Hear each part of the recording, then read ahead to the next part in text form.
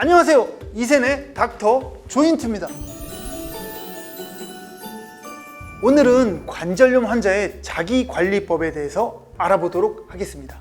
관절염 환자의 보행 요령은 일단 부드럽고 평평한 땅을 선택해야 합니다. 보행 시 어슬렁어슬렁 걸으면서 준비운동과 정리운동을 합니다. 걷는 속도를 일정하게 유지하며 걷고 팔을 되도록이면 흔들면서 걸어보도록 합니다. 관절염 환자는 신발 선택에도 요령이 필요한데요. 신발은 비싼 것보다는 발바닥의 충격을 흡수할 수 있게 스펀지로 된 안창을 깔고 크기가 맞는 것이어야 합니다. 가장 긴 발가락과 신발 앞부분에 엄지손가락만큼의 여유가 있는지 확인해 둡니다. 신발, 구두를 신을 때는 가능한 허리를 구부리지 않도록 긴 구두 주걱을 사용합니다. 구두는 낮은 굽이 좋으며 굽의 높이가 2.5cm 이상이 넘지 않는 것이 좋습니다. 구두의 앞부분은 발가락이 조이거나 굽어지지 않도록 충분히 넓고 깊어야 하고, 구두 밑창은 딱딱하지 않고 쿠션이 있는 안창을 댄 것이 좋습니다. 압박을 완화하기 위해 구두의 윗부분은 늘어날 수 있도록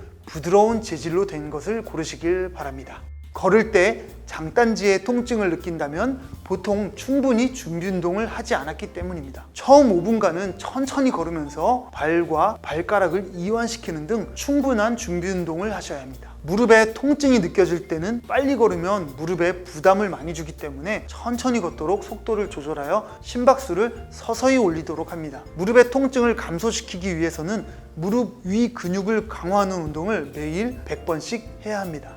관절염이 있으면 옷 입는 것도 힘드시죠? 가능하시다면 앉아서 옷을 입고 벗으셔야 안정감이 있고 넘어질 위험이 없습니다. 단추 채우기가 힘들면 옷에 벨크로가 달린 옷을 사거나 만들어 입을 수 있습니다. 옷을 살 때는 앞으로 터 있어서 입기 편한 옷을 사는 것이 좋습니다. 목폴라 셔츠는 피하는 것이 좋고, 브래지어는 앞에서 잠글 수 있는 것이 좋고, 팬티 스타킹을 입을 때 다리에 파우더를 바르면 쉽게 입을 수 있습니다. 관절염 환자에게서 휴식은 염증의 제거, 종창 감소, 통증 경감, 관절 파괴의 경감, 비정상적 혈액학적 상태의 교정을 위해 필요합니다. 관절에 급성 관절염이 있을 때는 우선 휴식을 취하도록 하고, 심한 운동은 오히려 좋지 않습니다. 그러나 장기간 전혀 운동을 하지 않으면 관절의 강직과 근육의 위축이 동반되어 운동 능력이 감소하게 되므로 적절한 운동이 필요합니다.